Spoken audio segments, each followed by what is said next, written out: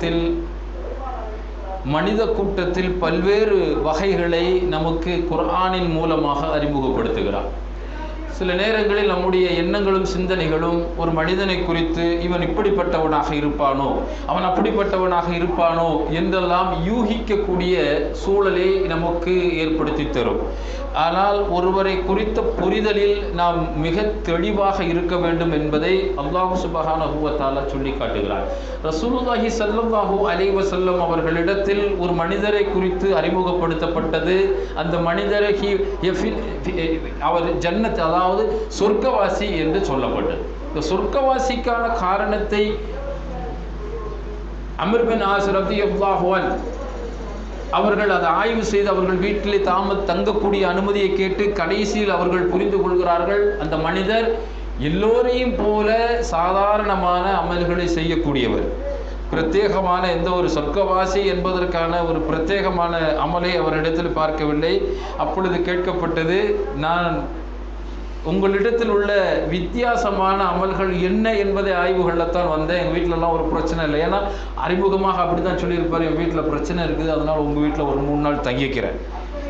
அப்போ அந்த நபர் சொன்ன ஒரே ஒரு வார்த்தை, எந்த மனிதரை குறித்தும் தவறான சிந்தனை என்னிடத்தில் வராது, அல்லது எந்த மனிதரை குறித்தும் தப்பாக நான் பேச மாட்டேன். எந்த அளவிற்கு இந்த ஒரு பண்பு, இந்த ஒரு குணாதிசயம் ஒருவரை சொர்க்கவாசி என்று உறுதிப்படுத்தியது என்றால், இன்றைக்கு நானும் நீங்களும் அப்படிப்பட்ட ஒரு சூழலை எதிர்கொள்ளுகிறோம். அல்லாஹ் என்னையும் உங்களையும் உள்ளத்தால் பண்படுத்துவானாக. காரணம், இந்த உலகம் அப்படித்தான் அமைக்கப்பட்டிருக்கிறது. இந்த உலகத்தை பொறுத்த மட்டிலே அல்லாஹ் சுப்ஹானஹு வ தஆலா ஒரு விஷயத்தை மிக தெளிவாக பதிவு செய்கிறார். குல்லு மன் அலைஹா ஃபான். இந்த உலகத்தில் இருக்கக்கூடிய எல்லாமே அழிக்கப்படும். இந்த உலகத்தில் இருக்கக்கூடிய எல்லாமே அழிக்கப்படும். வயபுகா வஜ்ஹு ரப்பிக துல் ஜலாலி வல் இக்ராம். அல்லாஹ்வுடைய கண்ணியமும் வல்ல இறைவனுடைய திருநாமமும் மட்டுமே இந்த பூமியில் நிலைத்திருக்கும். ஃபபி ஐயி ஆலாஇ ரப்பிக்குமா துகذிபான். இதை நீங்கள் எதை பொய்யாக்குவீங்க அப்படின்னு அல்லாஹ் கேட்குறான். மனிதனுடைய முயற்சிகள் எல்லாம், நான் அதை செய்யணும், இதை செய்யணும், அப்படியே மாற்றி காட்டணும், பூமியை உலகத்தை மாற்றி காட்டணும், மனிதர்களை மாற்றி காட்டணும், சூழலை மாற்றி காட்டணும் அப்படின்னுலாம் பல திட்டம் போடுறான். அந்த திட்டத்திற்கு உறுதுணையாக அல்லாஹுவினுடைய பாதுகாப்பையும் அல்லாஹ்வுடைய அருளையும் பயன்படுத்துகிறானா, அல்லது இந்த உலகம் சில கண்டுபிடிப்புகளை நம்ம இடத்துல கொடுத்துருக்குது, சில டெக்னாலஜி, அதை அவன் பயன்படுத்துகிறானா? அதை அவன் பயன்படுத்துவதாக இருந்தால் அல்லாஹ் கேட்கிறான், ஃபபி ஐயி ஆலாஇ ரப்பிக்குமா துகذிபான். அல்லாஹ் உன்னை நாடி இருக்க, நீ இந்த டெக்னாலஜி, உன்னுடைய கண்டுபிடிப்புகள், உன்னுடைய அறிவு, உன்னுடைய தொழில்நுட்ப சாதனங்களை வச்சு நீ மாற்றி அமைச்சு காட்டி விடுவையா அப்படின்னு அல்லாஹ், நீ இதை எதை பொய்யாக்குவேன்னு அல்லாஹ் சொல்கிறான். பல விஷயங்கள் இருக்கிறது இந்த உலகத்தில்.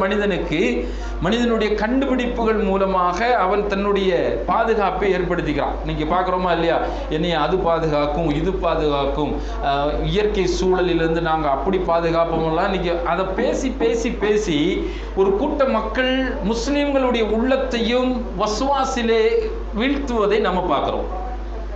ஒரு முஃமின் எந்த விஷயத்தில் அவன் அடிப்படையாக எடுத்துக்கொள்ள வேண்டும் என்றால், அவனுக்கு என்ன காய்ச்சல் வந்தாலும் சரி அல்லாஹ் என்ன பாதுகாப்பான். ஒரு கடன் பிரச்சனை வந்தாலும் சரி அல்லாஹ் என்னை பாதுகாப்பான். ஒரு உயிர் போகக்கூடிய அளவிற்கான ஒரு சூழல் ஏற்படும் இல்லையா, டாக்டர்ஸ் கை விரிச்சிருவாங்க, இனி இதுக்கப்புறம் காப்பாற்ற முடியாது, ஏன்னா அவங்ககிட்ட அவ்வளோதான் மருந்து இருக்கும், அதை அவன் வெளியே சொல்ல மாட்டான், இதுக்கு மேலே அப்படின்றான். அப்போ தான் நம்மளால் போவான், ஓஹோ இதுக்கு மேலே ஒன்று இருக்குது அப்படிங்கிறது. முஸ்லீம்களில் சிலர் கூட டெக்னாலஜி, மெடிசின், அப்புறம் இன்றைக்கு இருக்கக்கூடிய கண்டுபிடிப்புகள் இதெல்லாம் கைவிட்ட பிறகு தான் அல்லாட்ட போகிறான். ஆனால் உண்மையிலேயே ஒரு முஃமின், ஒரு முஸ்லீம் முதல்ல போக வேண்டிய இடமே எது? அல்லாஹ்விடத்தில். யா அல்லாஹ், உன்னிடத்தில் நான் பாதுகாவல் தேடுகிறேன். இந்த உள்ளம் நம் இடத்தில் இருக்கிறதா? அல்லாஹ் கேள்வி கேட்கிறான், யா மஹ்ஷரல் ஜின்னி வல் இன்ஸ் இன் இஸ்ததஅதும் அன் தன்ஃபுது மின் அக்தாரிஸ் ஸமாவாதி வல் அர்தி ஃபன்ஃபுது. உங்களுக்கு அனுமதி இருந்தால் நீங்களாம் சொல்கிறீங்களே நாங்கள் வானத்தை கடந்து போகிறோம், சேட்டலைட் அனுப்புகிறோம், விண்வெளியில் நாங்கள் ஒரு பெரிய ஒரு ஆராய்ச்சி நிலையத்தை அமைத்து வச்சுருக்கிறோம்லாம் இன்றைக்கி பார்க்குறோம். இன்றைக்கி சில ஃபோட்டோஸ் இந்த ஃபேஸ்புக்கில் வரக்கூடியதெல்லாம் எது உண்மை எது பொய்ன்னு நம்மளால் கண்டுபிடிக்க முடியாத அளவிற்கு இப்படித்தான் இருக்குமோ அப்படின்னு நாமே நம்பக்கூடிய அளவுக்கெல்லாம் இருக்கும். இதெல்லாம் டெக்னாலஜி. மறைவானவற்றை அல்லாஹு தான் அறிந்தவன். அல்லாஹ் ரப்பல் ஆலமீன் கேட்கிறான் ஜின் மற்றும் ஏன்னா ஃபபி ஐ அலாஇ ரப்பிக்குமா துகஸிபான்ங்கிற வார்த்தையை ரெண்டு பேருக்குமே அல்லாஹ் சொல்லி காட்டுகிறான். மனித இனத்திற்கும் ஜின் இனத்திற்கும் சேர்த்து சொல்றான். மனித இனத்தில் நம்ம பார்ப்போம், ஜின் இனத்தை குறித்து ஆய்வு பண்றதுக்கு நேரம் பத்தாது. மனித கூட்டத்தில் அல்லாஹ் ரப்பல் ஆலமீன் சொல்லி காட்டுகிறான், யா மஹ்ஷரல் ஜின்னி வல் இன்சி இனிஸ்ததஅதும் அன்ஃபுதூன மின் அக்தாரிஸ். நீங்க வானத்தை கடந்து போகலாம்லாம் டெக்னாலஜி இன்னைக்கு கண்டுபிடிச்சு வச்சிருக்கீங்க. ஃப்ளைட்டுங்கிறான், ராக்கெட்டுங்கிறான், ஆள் இல்லாத விமானம்ங்கிறான், என்னென்னமோ சொல்றான். இதையெல்லாம் நீங்க கண்டுபிடிச்சி நீங்க முடிஞ்சா நீங்க வானத்தை சமாவாத்தி வல் அர்லி ஃபன்ஃபுது நீங்க முடிஞ்சா போய்ப்பாங்க, என்னுடைய அனுமதி இல்லாம. லா தன்ஃபுதுன இல்லா பிசுல்தான். அதுக்கு நான் அனுமதிக்கணுங்கிறான். இன்னைக்கு இந்த சேட்டலைட்லாம் இருக்குது. இந்த சேட்டலைட்லாம் அல்லாஹ்வுடைய அனுமதியை கொண்டு இயங்கி கொண்டிருக்கு. சகோதரர்களை, நீங்கள் மனிதனுடைய கண்டுபிடிப்பு, அவன் திறமசாலி, அவனுடைய புத்தி கூர்மை, அவனுடைய என்ன சொல்றது விசேஷித்த அறிவு, ஞானி, அதெல்லாம் நினைச்ச கூடாது. முஸ்லீம்களை பொறுத்த மட்டும் அதை எப்படித்தான் வழங்கிக்கணும், அல்லாஹ் அனுமதிச்சிருக்கிறான். இந்த உள்ளம் நம்ம இடத்துல வரணும் சகோதரர்களே. எந்த ஒரு சம்பவத்தை பார்த்தாலும் இதை அல்லாஹ் ஹைர் ஷர் ரெண்டுமே, நன்மையானாலும் தீமையானாலும் அல்லாஹ் அனுமதிச்சிருக்கிறான். அல்லாஹுடைய அனுமதியை கொண்டு நடக்குது. எங்கிட்ட என்னுடைய விஷயத்தில் ஒன்றும் இல்லை, நான் எங்கே தான் சரண்டர் ஆகணும்? பணத்துக்கிட்ட போய் சரண்டர் ஆகக்கூடாது, ஒரு பதவிக்கிட்ட போய் சரண்டர் ஆகக்கூடாது, ஒரு திடகாத்திரமான பெரும் கூட்டத்தில் போய் சரண்டர் ஆகக்கூடாது. நம்ம சரண்டர் ஆகக்கூடிய சரணடையக்கூடிய ஒரே ஒரு இடம் லா இலாஹ இல்லல்லாஹ், அவ்வளவுதான். யா ரப், வானங்களிலும் பூமியிலும் மறைவானவற்றை நீதான் அறிந்தவன். நாளைக்கு என்ன நடக்கும்னு எனக்கு தெரியாது. ஆனால் இவன் சொல்லுவான், டெக்னாலஜி வச்சுட்டு நாளைக்கு மழை பெய்யும்பா, நாளைக்கு இவ்வளவு டிகிரி வெயில் அடிக்கும், அவன் சொல்லிட்டு போறான். அது அவனுடைய நம்பிக்கை. ஆனால் நானும் நீங்களும் அல்லாஹ் நாடினால் அவன் அந்த ஒரு வார்த்தையை பயன்படுத்த மாட்டான். இன்ஷா அல்லாஹ், அது முஸ்லீம்கள் மட்டுமே பயன்படுத்தக்கூடிய ஒரு வார்த்தை. இன்ஷா அல்லாஹ் நாளைக்கு இது நடக்கும், இன்ஷா அல்லாஹ் நாளைக்கு நான் அங்கே போவேன். நான் கோயம்புத்தூர்லேருந்து வந்ததே இன்ஷா அல்லாஹ் தான். நான் அதுக்கு முன்னாடி ஒரு ஆளை ரெடி பண்ணி வச்சுட்டேன். சோதனைகள், நெருக்கடிகள் எவ்வளோதான். என் வண்டியில் போய் நான் அந்த நம்பிக்கை வச்சேன். High speed engine, power steering, power break, இது என்ன கொண்டு போய் ஆனமலை சேர்த்துன்னு சொன்னால் வல்லாஹி வல்லாஹி அது நடக்காது. எனக்கு நேரத்தில் பறக்கத்தை செய்யணும். வழியில் ஒரு பைத்தியக்காரன் வந்து மாட்டினா அந்த சோழி முடிஞ்சு சரியா. ஒரு கிறுக்கன் ஆறு அடிச்சா போதும், அவன் வழி விட மாட்டான், வேணும்னே நிற்பான்.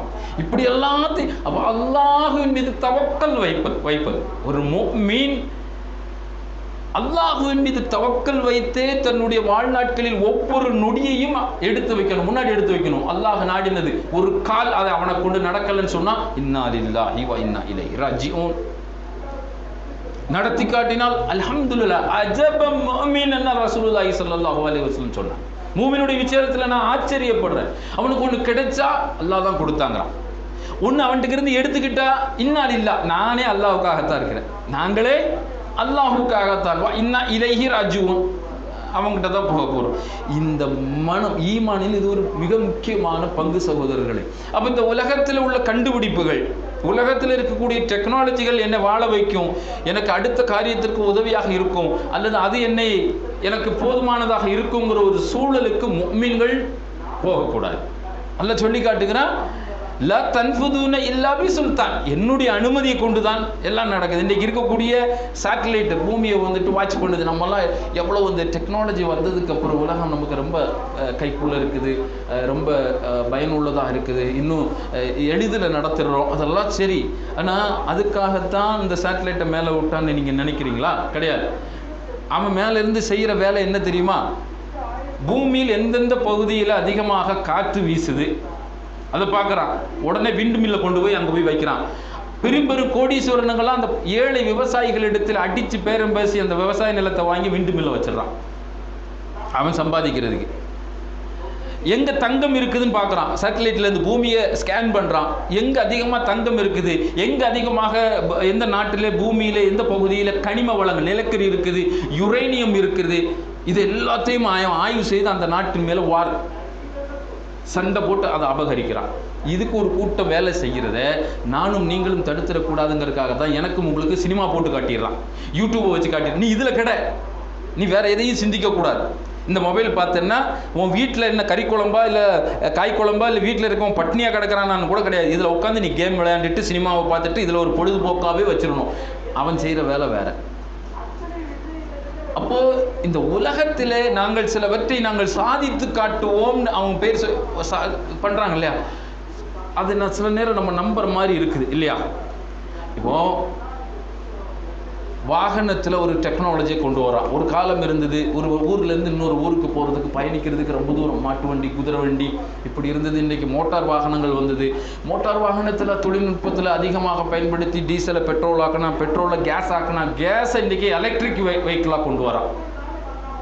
அந்த எலக்ட்ரிக் வெஹிக்கிள் எந்த அளவுக்கு இன்றைக்கு வேலை செய்யுது அப்படின்னு சொன்னால், அதை விட இன்னும் ஒரு படி மேலே போய் ஏஐ டெக்னாலஜி, ஆர்டிஃபிஷியல் இன்டெலிஜென்ட் அப்படின்னு சொல்லக்கூடிய ஒரு டெக்னாலஜி கொண்டு வரோம்.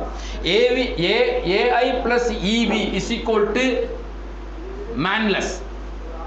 இப்போ ஏஐங்கிறதெல்லாம் ஓல்டு டெக்னாலஜி, ஏஎஸ்ஐ இன்னும் அதை தாண்டி அவன் அடுத்து கொண்டு வரான், ஏஜிஎஸ் ஆர்டிஃபிஷியல் ஜெனரல் டெக்னாலஜி கொண்டு வரான். அதால் சிலது உருவாக்க முடியும், அதால் சில சிந்தனைகளை பதில் பேச முடியும். இப்போ உதாரணத்துக்கு ஒரு ரோபோ ஏஐ டெக்னாலஜியில் பயன்படுத்துகிறான்னா அந்த ரோபோ கிட்ட ஒரு கண்ணாடி கிளாஸை கொடுத்து கீழே போடு அப்படின்னா அதை போட்டுரும். இது வரைக்கும் நம்ம அப்படி தான் பார்ப்போம். இப்போ ஒரு ரோபோ கண்டுபிடிக்கிறான், இது கிளாஸ் கீழே விழுந்தால் உடஞ்சிரும் அப்படின்னு அவனுக்கு ரிப்ளை பண்ணுது டெக்னாலஜி. ஃபாரின் கண்ட்ரிகளில் கால் டாக்ஸி இன்றைக்கி நம்ம வாகனம் ஓட்டுறதுக்கு ஒரு டிரைவர் இருப்பான். சில டிரைவர் பின்னாடி உட்கார்றதுக்கே பயமாக இருக்கும், கொண்டு போய் சேர்ப்பானா இல்லை சேர்த்துருவானா அப்படின்லாம் நம்ம பயப்படுவோம். இப்போ வித்தவுட், அதாவது அவன் டிரைவரே கிடையாது, ஃபுல் டெக்னாலஜி. ஒரு ஆப் இருக்குது, அந்த ஆப்பை டவுன்லோட் பண்ணிவிட்டு நீங்கள் எங்கே இருக்கீங்களோ உங்களுடைய லொக்கேஷன் அனுப்புனா வித்தவுட் டிரைவர் ஒரு கார் வரும். ஏஐ டெக்னாலஜி எலக்ட்ரிக் வெர்சல். அதில் நீங்கள் உங்களுடைய பாஸ்வேர்டு ஓடிபி இருக்கும், அந்த ஓடிபி வச்சுக்கினா டோர் திறக்கும், நீங்கள் உட்காந்துக்கணும். ரோட்டில் ஃபுல்லாக மனுஷன் ஓட்டிகிட்டு இருப்பான், இது மிஷின் ஓட்டிகிட்டு இருக்கும், உள்ளே உட்காரணும், உசுறு போயிடும். இன்றைக்கி அப்படி ஒரு வாழ்க்கையை இன்றைக்கு உலகத்தில் ஒரு பகுதியில் மக்கள் வாழ்ந்துக்கிட்டு தான் இருக்கான். இதெல்லாம் என்ன அவனுடைய வார்த்தையாக வருதுன்னா, கடவுளை மிஞ்சி விடலாம், இறைவனுக்கு சவால் விட்டு விடலாம். அவன் சொல்கிறான், அல்லாஹ் குர்ஆனில் பேசும்போது நீங்கள் முடிந்தால் மரணத்தை வென்று காட்டுங்கள்ங்கிறான். இப்போ இவன் சொல்கிறான், மரணத்தை நாங்கள் ஜெயித்து காட்டுவோம். எப்படி? உடலில் இருக்கக்கூடிய செல்கள் எல்லாம் ஆய்வு செய்கிறான். முதுமையை ஏற்படுத்தக்கூடிய, நோய்களை ஏற்படுத்தக்கூடிய ஆர்கன்ஸ், அந்த உடல் உறுப்புகளை பாதிப்பு உள்ளாக்கக்கூடிய அந்த கிருமிகள், அந்த செல்களை எல்லாம் கண்டுபிடித்து அழித்து விட்டால் முதுமையை தடுத்து விடலாம் என்று ஒரு ஆராய்ச்சி போயிட்டு இருக்கான். இப்போ நம்ம நம்ப மாட்டோம், இதை மக்கள் ஒரு கூட்டம் நம்புவான். ஏன் தெரியுமா? அவனுக்கு குர்ஆனும் இல்லை, ஹதீஸும் இல்லை, அவனுக்கு அல்லாஹ் குறித்த எந்த அறிவும் இல்லை, இஸ்லாத்தை குறித்த எந்த ஒரு அறிவும் அவனுக்கு இருக்காது. அவன் நம்புவான். ஆனால் முஸ்லீம்கள் நம்பலாமா? இறை நம்பிக்கையாளர்கள் அதை நம்பலாமா? அதன் மீது நம்பிக்கை வைக்கலாமான்னு கேட்டால் கிடையாது. அல்லாஹ் நாடினால் வாலிபத்திலும் மரணம், முதுமையிலும் மரணம், குழந்தை பருவத்திலும் மரணம், தூக்கத்திலும் மரணம், நடக்கையிலும் மரணம், பேசும்போது மரணம். மரணம் எந்த நேரத்திலும் ஐக்கத்துல் மவுத், அவ்வளோதான். ஒவ்வொரு ஆத்மாவும் மரணத்தை சுமைத்து இதுக்கு சவால் விட்டாங்க. உங்களுக்கு நல்லா ஞாபகம் இருக்குன்னு நினைக்கிறேன், மைக்கேல் ஜாக்சனுடைய, உங்களுக்கு எல்லாம் தெரியும் நினைக்கிறேன், அவர் ஒரு டான்ஸர். மைக்கேல் ஜாக்சன் 150 ஆண்டுகள் வாழணும்னு ஆசைப்பட்டான். அதுக்காக அவன் சம்பாதிக்கக்கூடிய பொருளாதாரத்தில் பெரும்பகுதியே மெடிக்கல்லே செலவழித்தான். கிட்டத்தட்ட அவனுக்கு சாப்பிட கொடுக்குறது அந்த பயங்கரமான ஒரு டெஸ்ட்டெல்லாம் இருக்கும். அந்த சாப்பாடை சாப்பிட்டா இவர் உடம்புக்கு ஒத்துக்குமா, ஒவ்வாமை ஆகுமா, அதெல்லாம் பயங்கரமாக பார்ப்பாங்க. அவனுடைய படுக்கை அறையில் ஆக்சிஜன் லெவல் கண்ட்ரோல் அதை செக் பண்ணிட்டு தான் அதுக்கப்புறம் பெட்ரூமுக்கே போவான். கிட்டத்தட்ட 12 டாக்டர்ஸ் பர்சனலாக வச்சுருந்தான். பல ஆயிரம் மக்கள் அவனுக்காக உடல் உறுப்பு தானம், கண்ணு போச்சா கண்ணு கொடுக்கறதுக்கு, இதயம் போச்சா இதயத்தை கொடுக்கறதுக்கு, கிட்னி போச்சா கிட்னியை கொடுக்கறதுக்கு, என்ன வேணாலும் ரத்தம் கொடுக்கறதுக்குன்னு அவனுக்கு டோனர்ஸ், அவர் 1000க்கு மேற்பட்ட டோனர்ஸ். இவன் என்ன நினச்சிக்கிட்டான், என்னுடைய technology 150 years have to live, அதாவது 150 வருஷம் இந்த உலகத்தில் உயிரோடு நான் வாழ்வேன் சவால் விட்டான். ஜூலை 2009 ஜூலை 25 அவனுடைய இதயம் வேலை செய்ய மறுக்கிறது. 12 டாக்டர்கள் பல மடங்கு கூடுறாங்க.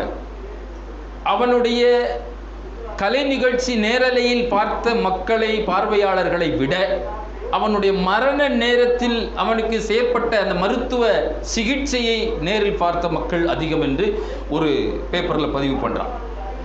50வது வயதில் உயிர் பிரிந்தது. சகோதரர்களை, நீங்கள்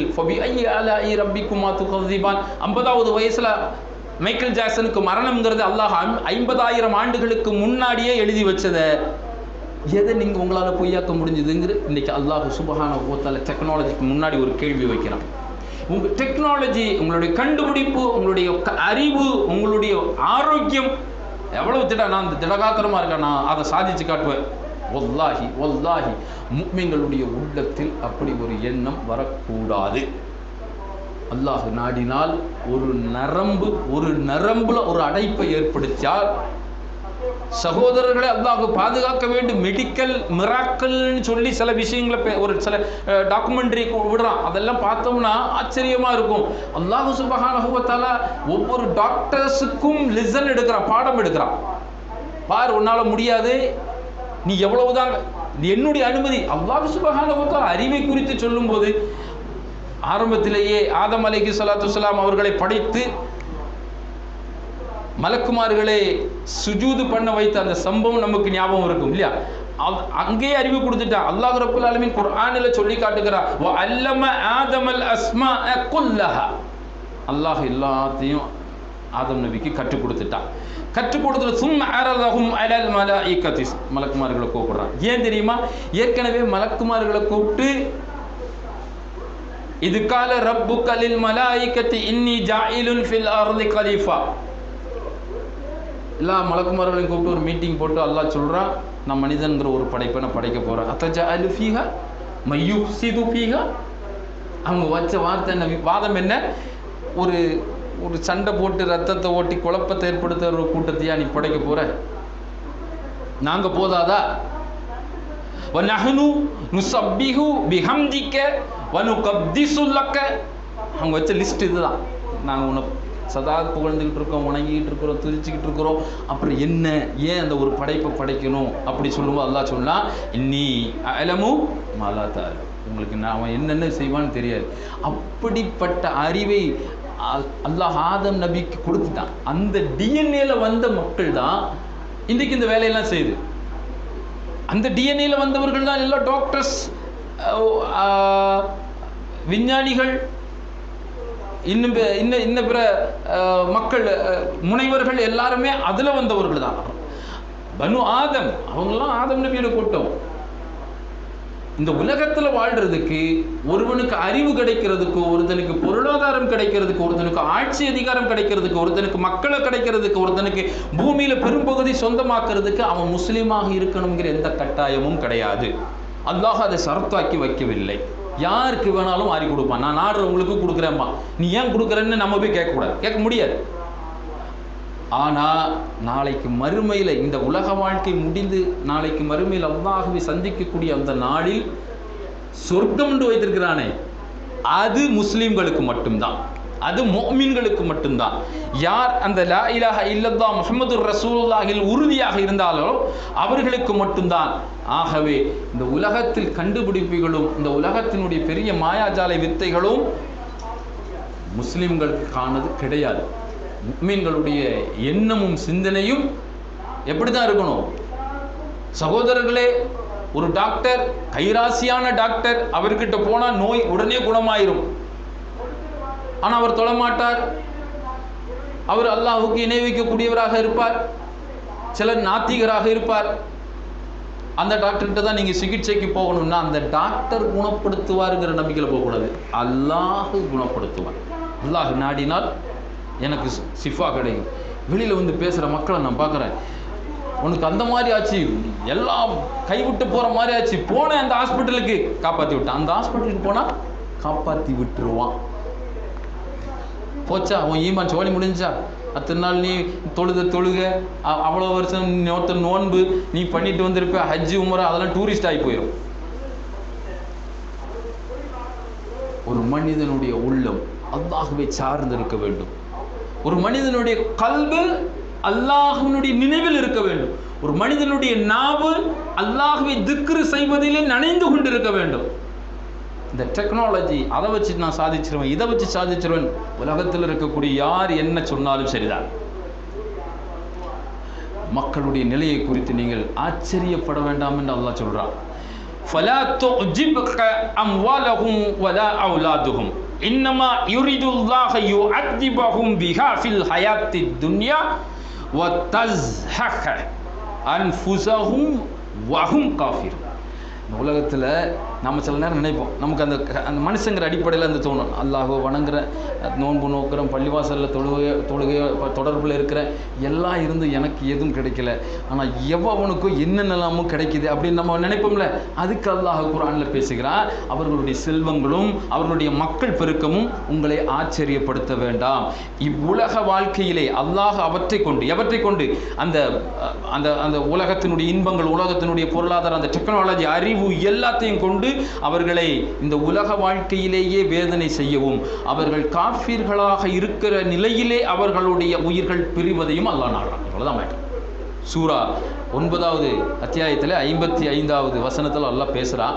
நீங்கள் ஆச்சரியப்படுறாங்க, நான் முஸ்லீமாக இருந்துட்டு ஏழையாக இருக்கிறேனே, நாங்கள் முஸ்லீமாக இருந்துட்டு துன்பப்படுறோமே, இந்த முஸ்லீமாக இருந்துட்டு நாங்கள் இந்த உலகத்தில் துரத்தப்படுறோமே, முஸ்லீமாக இருந்துட்டு எங்களுக்கு என்ன அப்படின்னு நீங்கள் நினச்சா நீங்கள் பயப்படாதீங்க, ஆச்சரியப்பட வேண்டாம். அவனுக்கு அந்த டெக்னாலஜி, அவனுக்கு அந்த சுகம், அவனுக்கு அந்த சந்தோஷம், அவனுக்கு அந்த அதை கொண்டு சம்பாதிக்கிற வருமானம் எல்லாமே நான் அனுமதிச்சிருக்கிறேன். எதுக்கு தெரியுமா? அவனை நான் விட்டுட்டேன். இவர்கள் தான் கைவிடப்பட்டவர்கள், அல்லாஹ்வால் கைவிடப்பட்டவர்கள். யார்? உலகத்தினுடைய சொத்துக்களை அமைந்தவர்கள். இந்த உலகத்தில் தரித்திரர்களாக வறுமையில் இருப்பவர்கள் அல்லாஹ்வால் கைவிடப்பட்டவர்கள் அல்ல. அவர்கள் எப்படி எண்ணிக்கொள்ள வேண்டும்? அவர்களுடைய உள்ளத்தில் ஈமான் இருக்கிறதா இல்லையா என்பதை. அல்லாஹ் சுப்ஹானஹு வ தஆலா எனக்கும் உங்களுக்கும் அப்படிப்பட்ட ஈமானை தந்தருள் புரிவானாக. அகூலு கௌலி ஹாதா அஸ்தக்ஃபிருல்லாஹ்.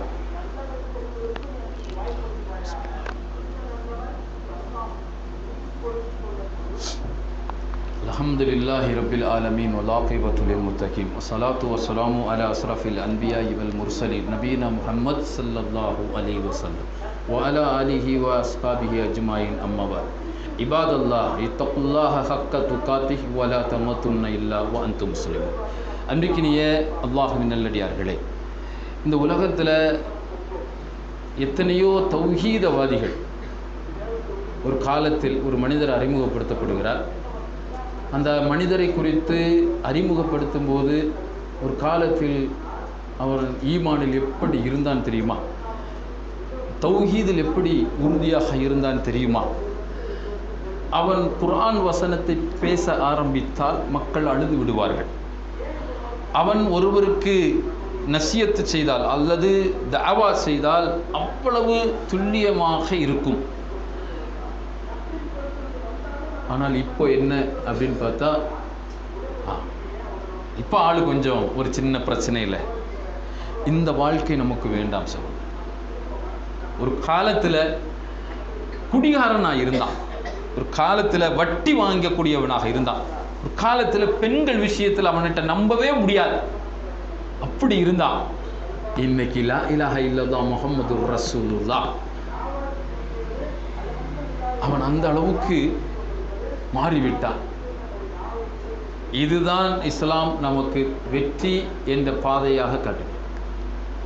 சகோதரர்களே, ஒரு காலத்தில் அப்படி இருந்து அது நமக்கு போதுமான அளவுக்கு சேவிங்ஸில் இருக்கு என்ற நம்பிக்கை வந்து விடக்கூடாது. ஒரு காலத்தில் செஞ்ச போதும்பா இல்லை, உயிர் பிரியக்கூடிய அந்த கடைசி நேரம் வரையிலும் இன்னல்லதீன காலு ரப்புனல்லாஹ் சும்ம ஸகாமு, அதைத்தான் அல்லாஹ் ரப்புல் ஆலமீன் சொல்லி காட்டுறார். யார் தங்களுடைய ரப்பு அல்லாஹ் என்று உறுதி கூறுவாரோ சும்ம ஸகாமு, அதில் அவர் உறுதியாக இருக்கட்டும்.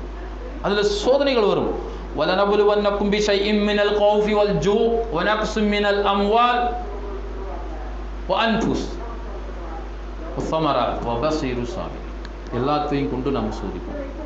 கொஞ்சம் அச்சத்தை கொண்டும் பயத்தை கொண்டும் பசியை கொண்டும் வியாபாரத்தில் நஷ்டத்தை கொண்டும், நண்பர்களுக்கிடையே பிரிதலை கொண்டும், அல்லது அவருடைய உயிரை கைப்பற்றுவதன் மூலமாகவும் உங்களை நாம் சோதிப்போம். வபசிரு சாபிரி, பொறுமையாளர்களுக்கு நற்செய்தி என்று அல்லாஹ் ரப்பல் ஆலமீன் சொல்லி காட்டுகிறார். காரணம், இந்த உலகத்திலே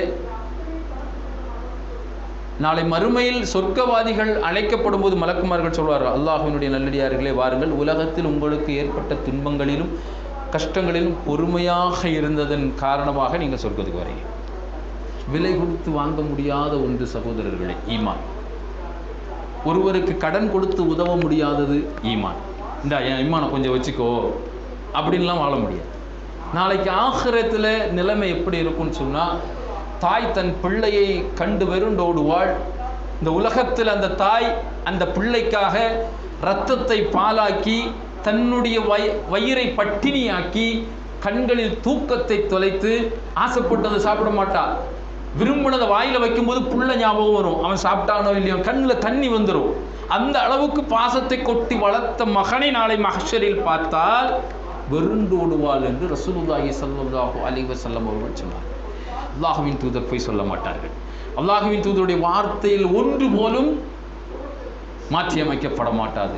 ஆகையால் இந்த உலக வாழ்க்கை என்பது அற்பமானது என்பதை நாம் ஒவ்வொரு நாளும் தனக்குத்தானே சொல்லிக்கொள்ள வேண்டும். அடுத்தவனுக்கு சொல்றது இல்லை. காலையில் எந்திரிச்சவொன்னு எனக்கு சொல்லணும், அல்ஹம்துலில்லாஹ், அல்லாஹ் இன்னைக்கு இந்த நாளை கொடுத்துருக்கான், நாளைக்கு கொடுப்பானோ இல்லையோ, இன்னைக்கு என்ன கடமையோ அதை நான் அல்லாஹ்வினுடைய தர்பாரில் பூர்த்தி செய்ய வேண்டும். அந்த ஈமான் எனக்கும் உங்களுக்கும் வர வேண்டும் சகோதரர்களே. ரப்பனா ஆத்தினா ஃபித் துன்யா ஹஸனா வ ஃபில் ஆখিরাতি ஹஸனத்தன் வ கினா அஸாபன்னார். ரப்பனா லா துஸி குலூபனா பஅத இத் ஹதைதனா வ ஹப் லனா மின் லதுன்க ரஹ்ம இன்னக அன்தல் வஹ்ஹாப். அகூலு கௌலி ஹாதா அஸ்தக்ஃபிருல்லாஹ்.